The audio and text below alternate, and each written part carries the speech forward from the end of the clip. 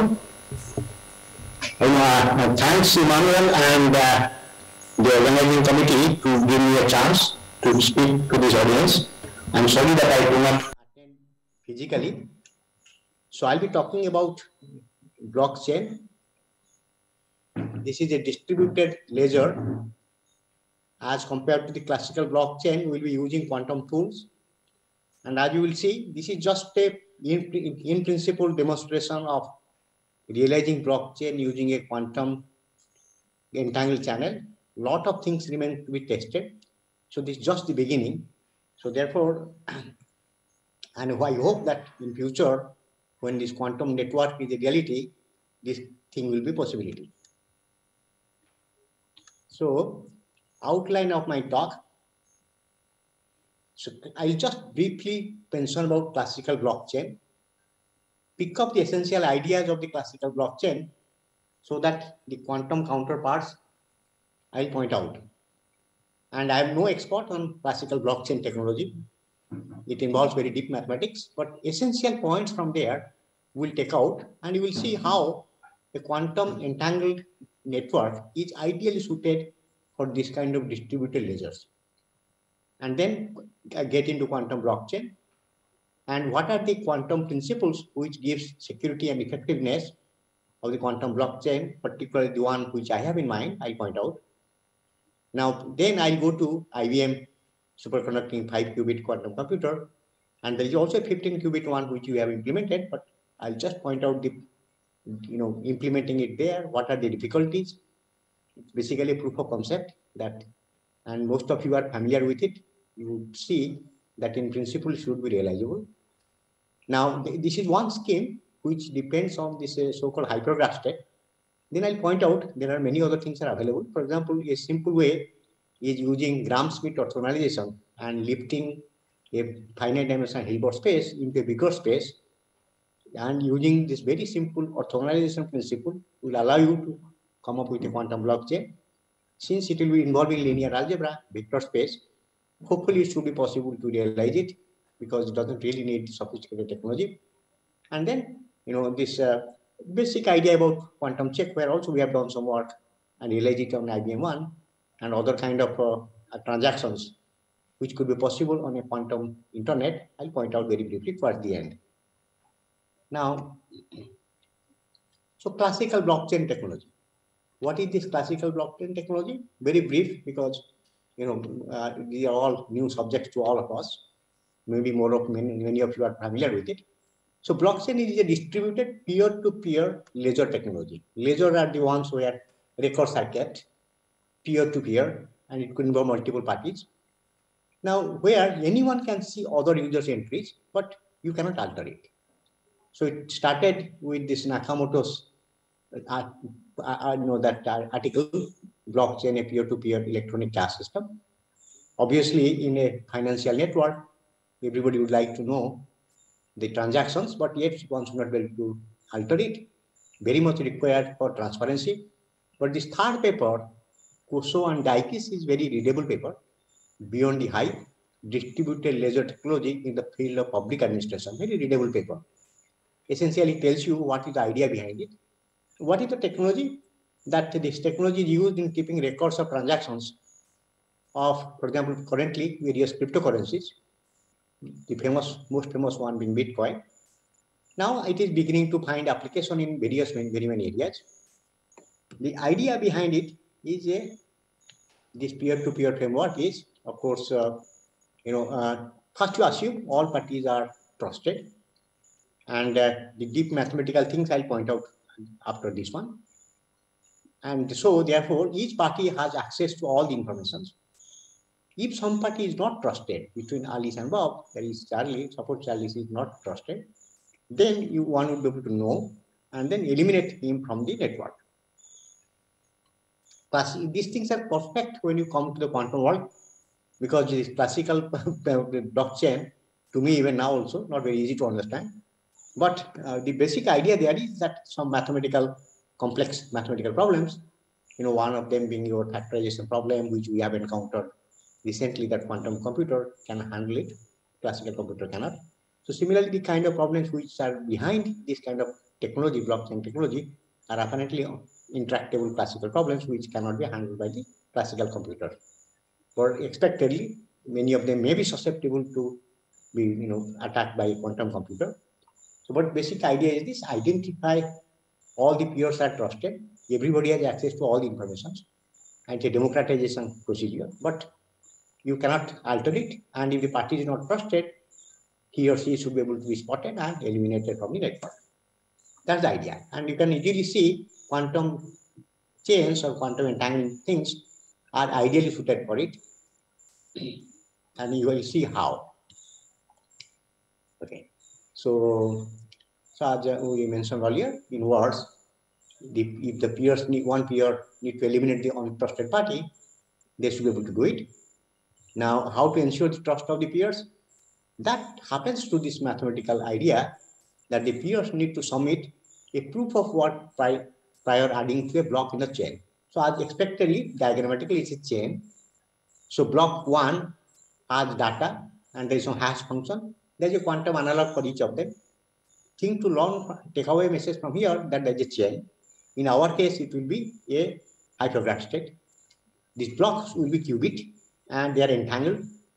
Now, when you keep on adding, one more qubit to the entangled network, you could expect that it would very much depend on the nature of the entanglement. For example, hypergraph state is locally maximally entangleable, and we have this quantum principle where a maximally entangled state, if you try to put another one, quantum monogamy, will not allow that. So those things we have to keep in mind. So the nature of the quantum network makes very much difference to how big is the network and how effectively you can put another party to it. So that was one of our reasons to take hypergraph state, because it is locally maximally entangleable. So block 1 in our case will be qubit. Physical data will be loaded through phases of the quantum wave function. Hash function, as you will see, will be again some kind of a specific phase operator. And then, the second block will have access. You can see here hash 2 or hash 1. That means the phase part of the thing which we kept there, second fellow will see it. Hash 2 will be another phase. So essentially taking qubit as block 1, block 2, block 3, block n, putting phases as hash function between the qubits 0 and 1, and encoding data, one able to realize this kind of blockchain. So the classical blockchain, of course, depends on complex problems, but our idea is very simple: a quantum network with qubits as nodes. Okay, so now, so in the classical case, this computational complexity of this power problem was the thing that gave this activity, computational complexity. As you know, simple example of factorization, it tells us that this is vulnerable, so therefore one should look for alternatives. One of the key behind that is to come up with a quantum blockchain. So now, principle is same, that you create blocks. Now, at least in the quantum network, one would easily see that the party is untrusted. So therefore, it's trying to do something different, then its hash function will change. If this hash function is changed, because in quantum operations, the operation will affect the state. So explicitly, when you realize, in case of hypergraph other things, if this block 2 is trying to extract information, it will change this phase, the so-called hash function, and therefore it will be known to others, and everybody else will know because everybody else is entangled. So in case of quantum, it's sort of, this blockchain and other things are sort of inherently built into the quantum idea that measurement changes the state. We have quantum monogamy, then you have, the measurement collapses the state. Those kind of things, really built to it. Because if you want to see something, then obviously experiment is going to, measurement is going to change the state. So in our case, please keep in mind that each person, this network is actually, each individual has one network. They are not connected to each other. So they get information through a QKD kind of protocol, so that the blockchain is not like, in our configuration, is not like 1, 2, 3, they're all connected. One has one blockchain, 2 has another one. So you get the quantum information through QKD and encode in suitable qubits. So that is the idea here. Because maintaining a large blockchain is not physically possible or rather difficult. So essentially, like for example, multiplication is easy, finding factor is difficult. So it's a one-way, kind of function where doing something in one way is easy, multiplication, finding the factors is difficult. Same kind of idea here. Through that, information or transactions are kept in the node. Then you encrypt it into a block by the node. The hash function is generated, and every person gets access to the previous hash. So it sort of builds on. That is the essential idea. And I am not a great expert, but an essential idea is this. That then let us see the quantum counterpart. The threat comes because the security of the blockchain is amenable to quantum computation attacks. Now, if so there are very many problems people have identified where these kind of tools can be affected through Gibbs attack and other problems. But so far, there have been cases. For example, you might have read in newspapers, there have been cases of things under attack. So now let's go to quantum blockchain. So we have chosen hypergraph state because hypergraph state is locally maximally exchangeable, entangleable. So therefore, kind of problems one faces through the monogamy that you avoid to the maximum extent possible. So we start with the initial register with this Hadamard state plus, initialize it. Then through control not gate, to be very precise, if there are k hyper edges, I'll show you pictorially, you can actually entangle all of them through a ck-1 jet gate. Now this I will show you pictorially now. So here there are two hyper edges. One of them is grade 1, 1, 2, 3. So correspondingly, there's a control jet operation here. There's another hyper edge, encircling all of them, and that corresponds to this a rather complicated control jet gate, and through that you create a hypergraph state of 5 qubit. Finding hypergraph state and their properties have been extensively studied, so I am using them. I'll give you some references. So in principle, the weighted hypergraph looks like this. Phases are here, exponential I pi f of x. X is a computational basis.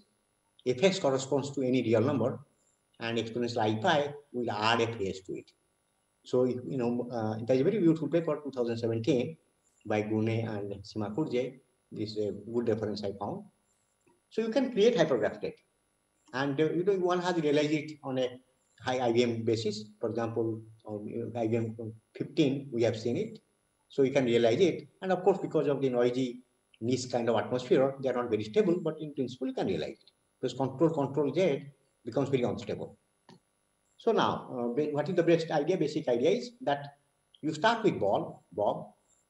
So in the classical case, Bob will create the block and start with a p-value. Now this p-value should range between certain ranges. For example, in our case, we are taking phase, so it will be 0 to pi by 2. So every person gets the phase information about the previous one, and every person has a qubit.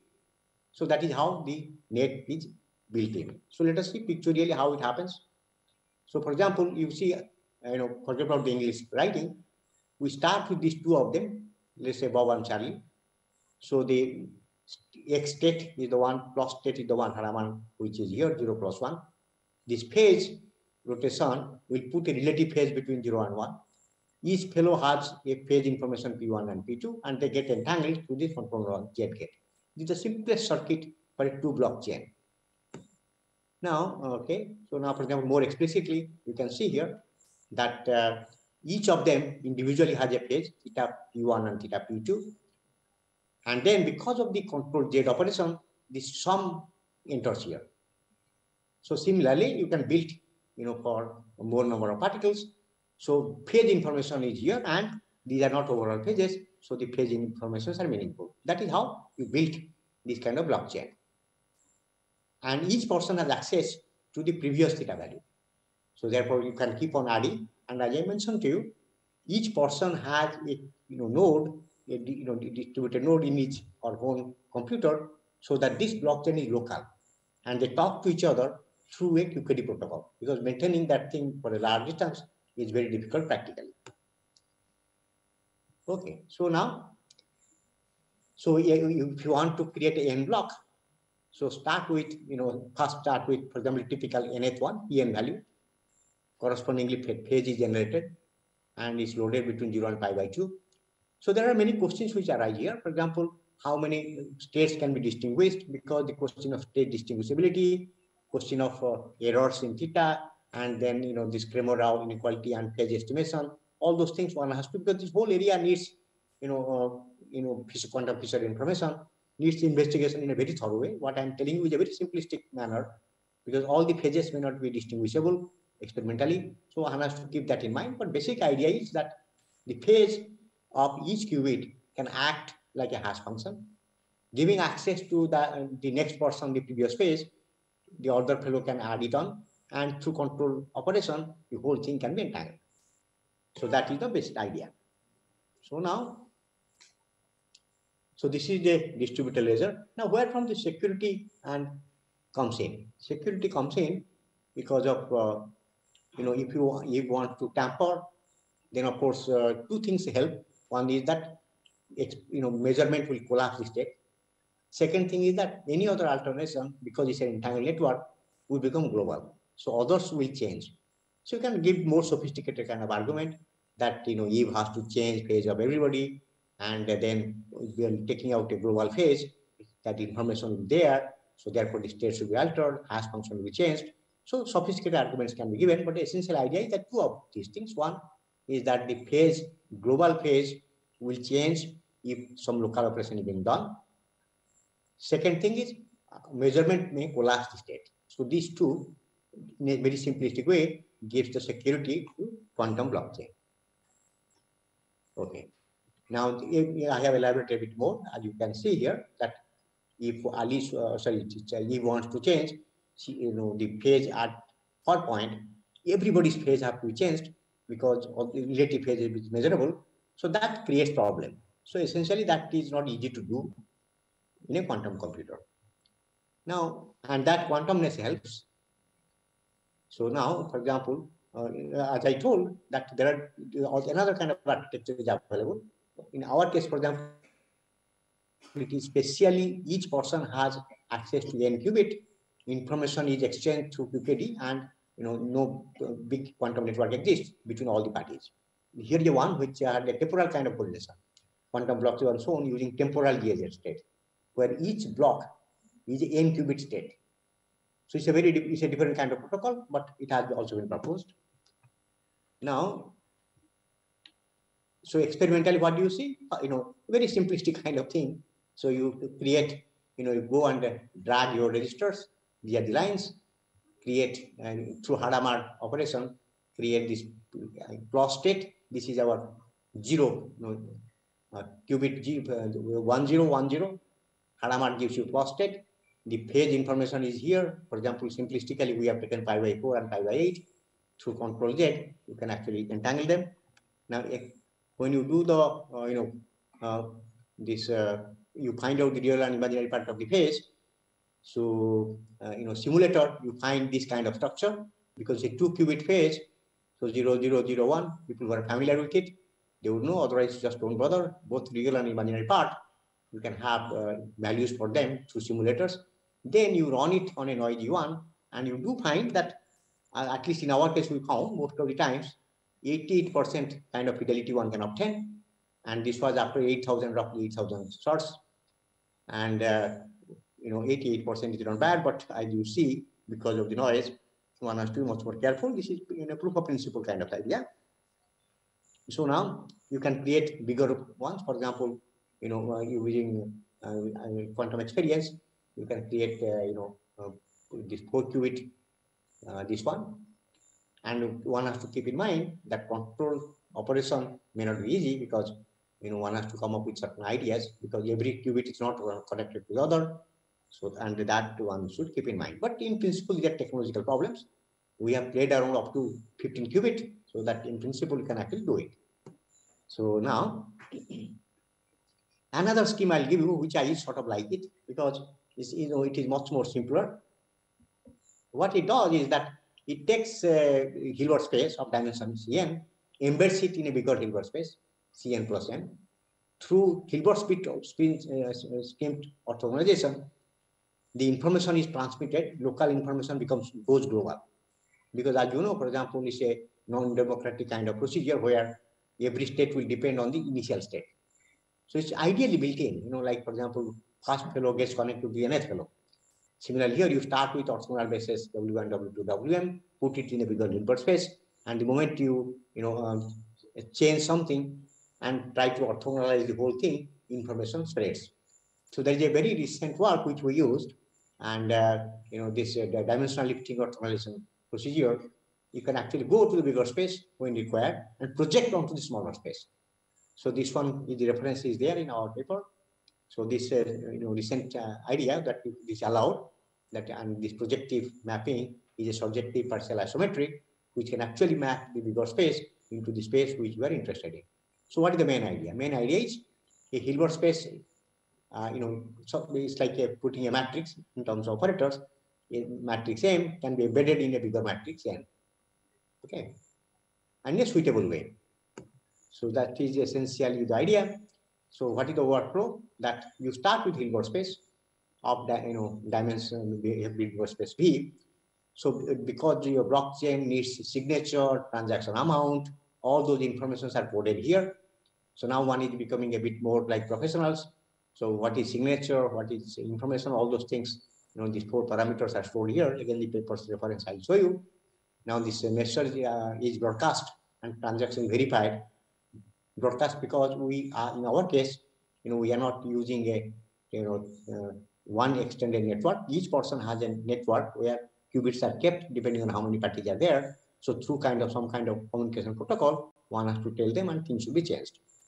So now first the preliminary block is created, and then the block creation, and they are intrinsically linked because of this dimensional lifting. So you go from this V to a bigger space and orthogonalize it.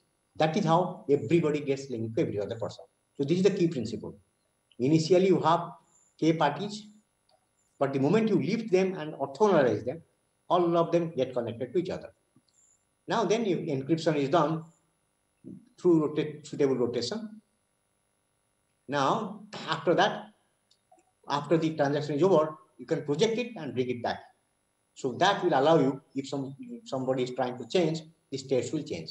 Because of the bigger space and the projection is in your hand, this is quite safe. And it depends only on the simplest principle of orthogonalization of vectors, which is part and parcel of every Hilbert space.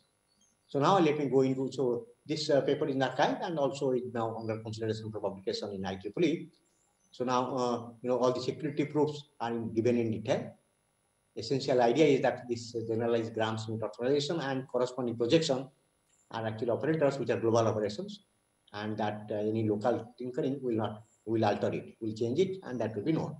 And again, when the things will be known, one has to compare 2 vectors, then the question arises that are they really distinguishable? So that is a much deeper question, and we are looking at this thing. And also how reliable, that is the Fisher, quantum Fisher information, that also one is correctly studying. So those questions are need to be more carefully investigated. So now, formally I'm just pointing out that initial space is V, put it in the bigger space, which is dimension n plus n, then orthogonalize it, and then actually rotation and other things are done in a bigger space, so that everybody knows about what all is going on there, because they are orthogonal to each other. And then at the end of the day, you project onto the smaller space again to find out what all has been taking place. So formal thing is there, that is a program also there in our paper. So you every step you have to include, you have to put the signature and amount, okay, and then verification. All those things are step by step you can actually encrypt. Then projection, for example, here from P, by projecting you can bring it to V, and then again compare. If they match, then you keep. If they don't match, then you reject. So all those things you can write a simple code and it actually verified. Okay, so therefore, when you are getting into this thing, of course, once a quantum network becomes reality, many other things will be realized. Like, quantum money, as many of you know, is rather difficult to realize.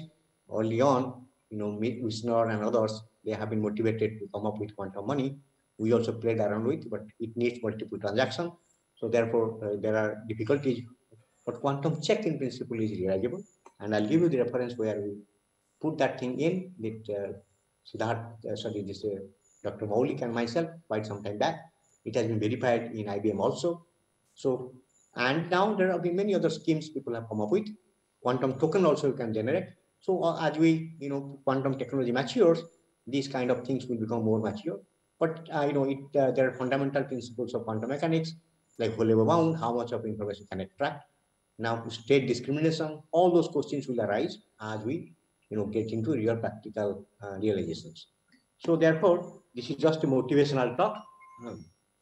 And I will stop here. And there are these two references, which first one is physical research, came out some time back.